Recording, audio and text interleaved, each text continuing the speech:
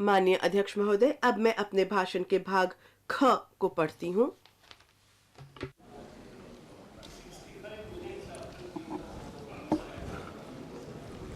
Indirect taxes. अप्रत्यक्ष कर। मेरे अप्रत्यक्ष कर का प्रस्ताव का उद्देश्य निर्यात को बढ़ावा देना, घरेलू विनिर्माण में बढ़ोतरी करना, घरेलू मूल्य वर्धन को बढ़ाना, हरित ऊर्जा और हरित गतिशीलता को प्रोत्साहित करना है। कर दरों की संख्या में कमी के साथ सरलीकृत कर संरचना अनुपालना भार को कम करने और कर शासन प्रणाली में सुधार लाने में मदद करती है। मैं वस्त्रों और कृषि को छोड़कर वस्तुओं पर बेसिक सीमा शुल्क दरों की संख्या को कम करके 21 से 13 करने का प्रस्ताव करती हूँ। इसके परिणाम स्वरूप खिलौने, साइकिल, ऑटोमोबाइल और नाफ्था सहित कुछ वस्तुओं की बेसिक सीमा शुल्कों, उपकरों और अधिभारों में मामूली परिवर्तन हुआ है। हरित गतिशीलता मोबिलिटी। मिश्रित कंप्रेस्ड प्राकृतिक गैस पर कर प्रपात से बचने के लिए मैं उसमें सम्मिलित कंप्रेस्ड बायोगैस, जिस पर जीएसटी भुगतान किया गया है, उस पर उत्पाद शुल्क से छूट देने का प्रस्ताव करती हूँ। हरित मोबिलिटी को और संवेग प्रदान करने के लिए इलेक्ट्रिक वाहनों में प्रयुक्त बैटरियों के लिथियम आयन सेलों के विनिर्माण के लिए आवश्यक पूंजीगत वस्तुओं और मशीनरी के आयात पर सीमा शुल्क में छूट दी जा रही है। As well. Electronics, as a result of various initiatives of the government. Electronics. चरणबद्ध विनिर्माण कार्यक्रम सहित सरकार ने विभिन्न पहलों के परिणाम स्वरूप भारत में मोबाइल फोन का उत्पादन वर्ष 2014-15 में करीब 18,900 करोड़ रुपए मूल्य के 5.8 करोड़ यूनिट से बढ़कर पिछले वित्तीय वर्ष में 2,75,000 करोड़ रुपए मूल्य के 31 करोड़ यूनिट तक पहुंच गया है। मोबाइल फोनों के विनिर्माण में घरेलू मूल्य वर्धन को और बढ़ाने के लिए मैं कुछ एक पुर्जों और कैमरा लेंसों जैसे आदानों के आयात पर बेसिक सीमा शुल्क में राहत देने और लिथियम आयन बैटरी सेलों पर रियायती शुल्क को 1 और वर्ष के लिए जारी रखना प्रस्तावित करती हूँ। On lithium ion cells for batteries for another year. Similarly, इसी प्रकार टेलीविजन के विनिर्माण में मूल्य वर्धन को बढ़ावा देने के लिए मैं टीवी पैनल के ओपन सेलों के पुर्जों पर बेसिक सीमा शुल्क को घटाकर 2.5% करने का प्रस्ताव करती हूँ। इलेक्ट्रिकल शुल्क संरचना के व्युत्क्रमण में दोष सुधार करने के लिए और इलेक्ट्रिक रसोई घर चिमनियों के विनिर्माण को प्रोत्साहित करने के लिए इलेक्ट्रिक रसोई घर चिमनियों पर बेसिक सीमा शुल्क को 7.5% से बढ़ाकर 15% करने और इस उपकरण के हिट क्वाइल पर आयात शुल्क को 20% से घटाकर 15% करने का प्रस्ताव करती हूँ। रसायन और पेट्रो रसायन। denatured ethyl alcohol. रसायन उद्योग में डीनेचर्ड इथाइल अल्कोहल का उपयोग किया जाता है।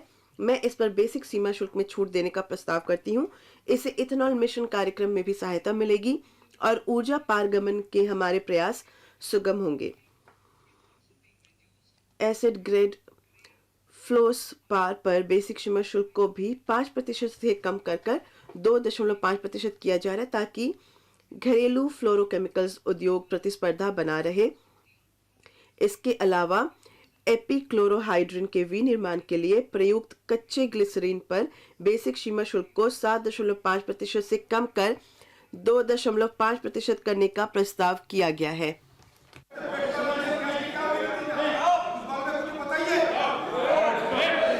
Marine products. In the last marine उत्पाद। पिछले वित्तीय वर्ष में समुद्री उत्पादों में उच्चतम निर्यात समृद्धि दर्ज की गई, जिससे देश के तटीय राज्यों में रहने वाले कृषकों को फायदा हुआ है। समुद्री उत्पादों विशेष रूप से झींगी श्रिम्प के निर्यात प्रतिस्पर्धात्मक क्षमता और बढ़ाने के लिए श्रिम्प फीड के घरेलू विनिर्माण के लिए मुख्य इनपुट पर शुल्क को कम किया जा रहा है। भारत प्राकृतिक हीरो की कटाई और तराशी में विश्व में अग्रणी है और मूल्य की दृष्टि से वैश्विक कारोबार का करीब 3/4 हिस्से का योगदान करता है। प्राकृतिक हीरो के डिपॉजिट में कमी से यह उद्योग प्रयोगशाला निर्मित हीरो एलजीडी की ओर बढ़ रहा है और इस क्षेत्र में काफी संभावना है। इस अवसर का लाभ उठाने के लिए मैं उसके विनिर्माण के प्रयुक्त बीजों पर सीमा शुल्क को घटाने का प्रस्ताव करती हूँ। बहुमूल्य धातु सोने के डोरे और बारों और प्लैटिनम पर सीमा शुल्क को इस राजकोषीय वर्ष में पहले बढ़ाया गया था। मैं अब शुल्क विभेदों को बढ़ाने के लिए उनसे बने सामानों पर शुल्कों को बढ़ाने का प्रस्ताव करती हूँ। मैं चांदी के डोरे, बारों और सामानों पर भी आयात शुल्क बढ़ाने का प्रस्ताव करती हूँ ताकि उन्हें सोने और प्लैटिनम के साथ संरेखित किया जा सके। धातु स्टील क्षेत्र के लिए कच्ची सामग्री की उपलब्धता सुगम करने के लिए CRGO स्टील के विनिर्माण के लिए कच्ची सामग्री, लौह स्क्रैप और निकल कैथोड पर बेसिक सीमा शुल्क को छूट जारी रखा जा रहा है। इसी प्रकार द्वितीयक तांबा कॉपर उत्पादकताओं जो मुख्यतया MSME क्षेत्र में है के लिए कच्चे माल की उपलब्धता सुनिश्चित करने हेतु कॉपर स्क्रैप पर 2.5% की रियायती BCD को जारी रखा जा रहा है।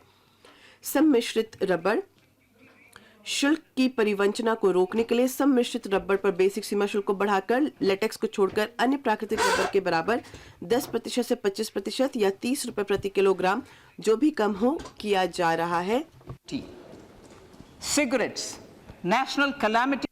सिगरेट विनिर्दिष्ट सिगरेटों पर ज्यादा आपदा आकस्मिकता शुल्क NCCD को 3 वर्ष पूर्व संशोधित किया गया था। इसमें लगभग 16% की वृद्धि करने का प्रस्ताव किया गया है।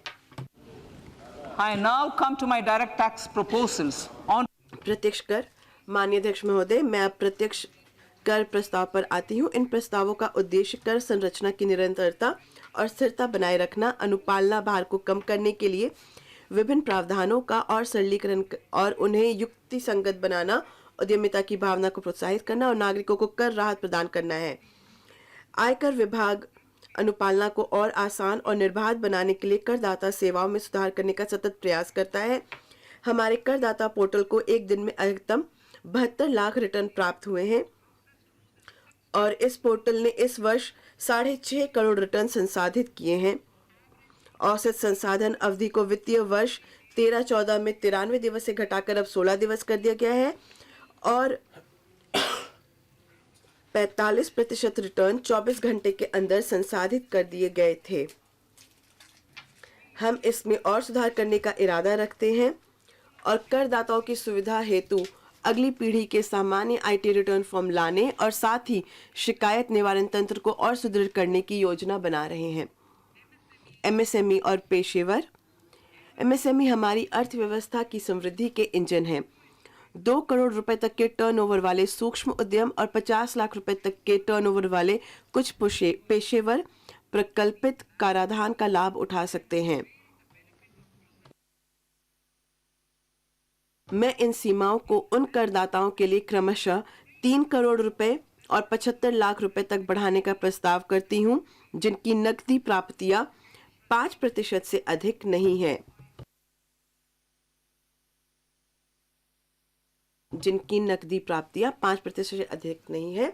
इसके अलावा MSME को समय पर भुगतान की प्राप्ति में सहायता करने के लिए मैं उन पर व्यय खर्चों के लिए कटौती को भी अनुमत करने का प्रस्ताव करती हूं, जब उनका भुगतान वास्तविक रूप से कर दिया गया हो।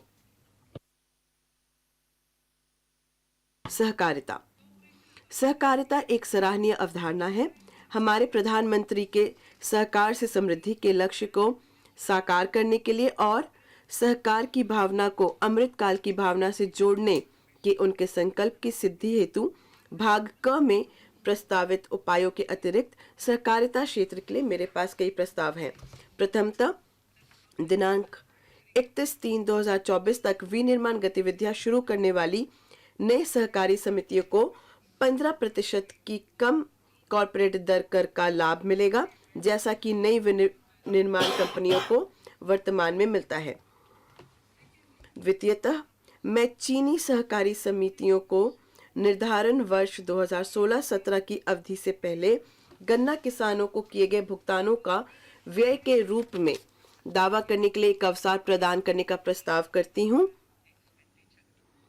इस प्रस्ताव से संभावित राहत 10,000 करोड़ रुपए की होगी।